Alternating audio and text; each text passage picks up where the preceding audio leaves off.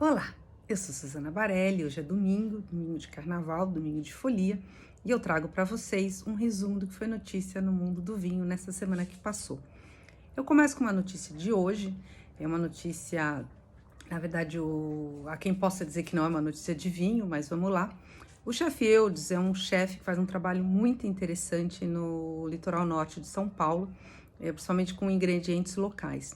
E aí, hoje no Instagram dele, ele anunciou que nesses últimos dias, não é o último dia de carnaval, nesses dias de carnaval, ele está deixando de abrir o restaurante dele, ou seja, está deixando de faturar, de mostrar para os turistas o tipo de gastronomia que ele faz, para apenas elaborar marmitas e distribuir para as pessoas mais necessitadas da região. O que tem por trás disso? As chuvas, que foram um número recorde nesses primeiros dias de carnaval, elas destruíram muita coisa e várias cidades do litoral norte estão em estado, do litoral norte de São Paulo, estão em estado de calamidade. Então, o chefe, o que ele está fazendo? Ele está pedindo doações de mantimentos e de ajuda, né? E também está dando a sua contribuição, que, no meu ver, é uma super contribuição, né? Não é apenas só fazer a comida, mas é deixar de faturar num restaurante, num período de grande movimento, para ajudar a população. Quando assim que eu vi a imagem, se for na internet, tem uma imagem forte de enxurrada lá no litoral norte de São Paulo, me veio uma notícia que ainda está reverbera muito aqui na minha cabeça, que foram os incêndios, eu noticiei 3 semanas atrás, os incêndios em Itata e em Biúbiú. A viticultura chilena, ela começou no Vale de Itata, lá atrás, com a chegada dos espanhóis. E Itata hoje é um vale que está sendo redescoberto por vários enólogos, por vários produtores, principalmente pelo patrimônio histórico que essas vinhas têm para a viticultura chilena. E teve um incêndio que destruiu grande parte dessas vinhas, muitas delas centenárias.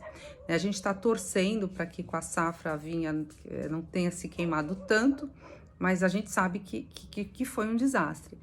Então, assim, meio assim, o meu comentário é assim, até onde está indo essa mudança climática, né, nem todo mundo concorda com o aquecimento global, mas é fato que há uma mudança climática aí, e eu estou trazendo 2 exemplos da área onde eu atuo, que são exemplos muito tristes de como essas mudanças do clima, que reflexo essas mudanças do clima trazem para cá.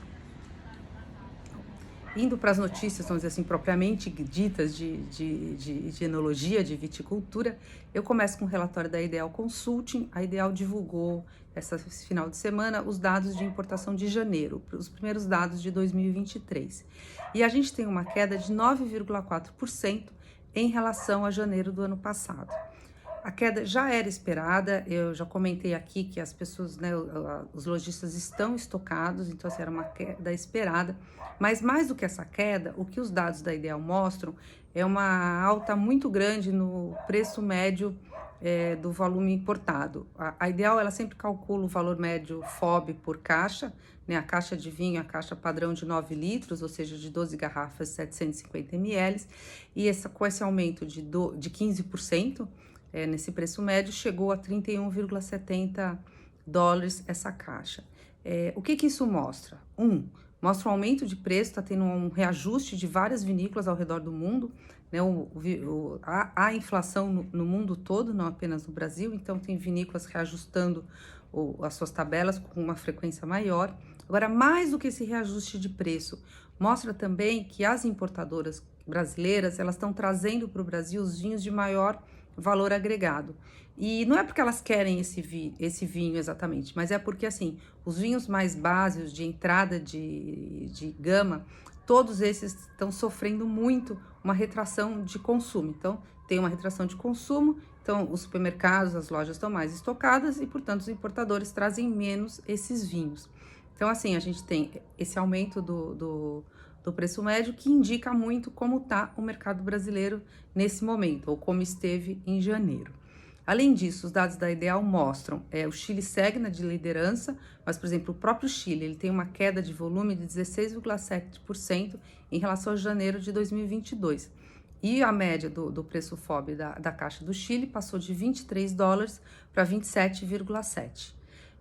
Quando a gente pega dos países, a Argentina aqui continua sendo o único país que cresce aqui dos vinhos do Novo Mundo que vem para o Brasil. E quando a gente vê a Europa, a Espanha, em janeiro, teve um crescimento bastante significativo, que é um aumento de 36,2% no volume de vinho espanhol importado e de 32,4% em valor.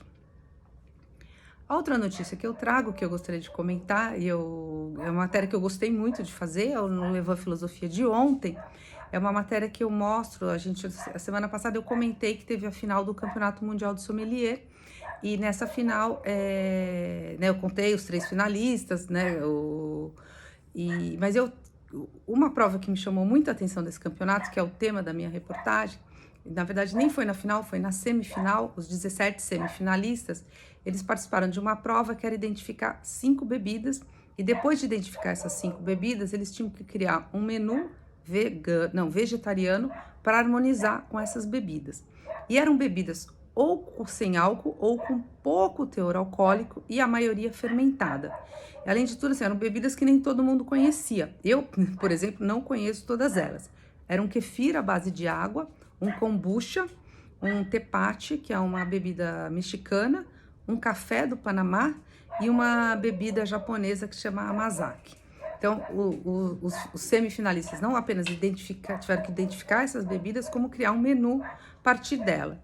E o que isso mostra? Mostra a questão da preocupação com o consumo de álcool.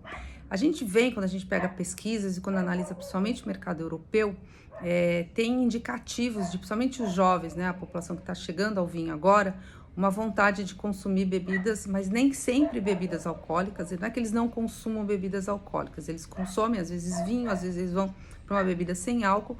E tem a questão de querer prestar atenção manter um pouco o controle deles, então não consumir tanto álcool para não perder o controle, uma questão do motorista da vez, uma preocupação com saúde, tudo isso misturado. Nem todas as vezes que eles vão consumir bebidas alcoólicas, eles pensam que eles vão consumir bebidas num jantar, numa saída, eles pensam em bebidas alcoólicas. Então, e a Associação Internacional de Sommelier é muito atenta a esse fenômeno, o que é tão de parabéns, inclusive. Então, degustações aqui no Brasil. Eu vou destacar 2 que eu participei essa semana. A primeira foi da Wines for You. A Wines for You traz bastante vinho da África do Sul e, na verdade, sempre que ela traz um lote novo, chega um container, safras novas, produtos novos, ela faz uma degustação. Essa degustação dessa semana foi foco, só era África do Sul. Nos brancos, Chenin Blanc e Chenin Blanc, cada um mais interessante que o outro. E no painel tiveram 2 Pinotage. Pinotage é uma uva tinta, muito forte na África do Sul, e que eu tenho algumas arestas com ela, e foi interessante, eu provei Pinotage ali, que eu curti bastante. A outra degustação que teve foi a da Garçom, a Garçom do Uruguai, mostrando os rótulos de verão, essa coisa de a gente tomar mais branco, mais rosé, lembrar, que são vinhos que combinam muito com a gastronomia brasileira. E eu queria, das notícias internacionais, eu trago mais uma aquisição da LVMH. LVMH é o grupo, presidido por Bernard Arnault, é um grupo muito forte em bebidas e em produtos de luxo. Eles são muito fortes em champanhe, são referências, tem Krug, Moët Chandon e várias outras são desse grupo. E eles estão focando, chama atenção o interesse deles por vinhos rosés. Eles anunciaram a compra do Chateau Minute, na Provence. Não é o primeiro chateau, na verdade é o terceiro. Eles começam comprando a parte do chateau, depois acabam adquirindo o controle e acabam virando proprietários. Então, eles já são um império em champanhe e agora dando passos muito fortes em direção ao vinho rosé.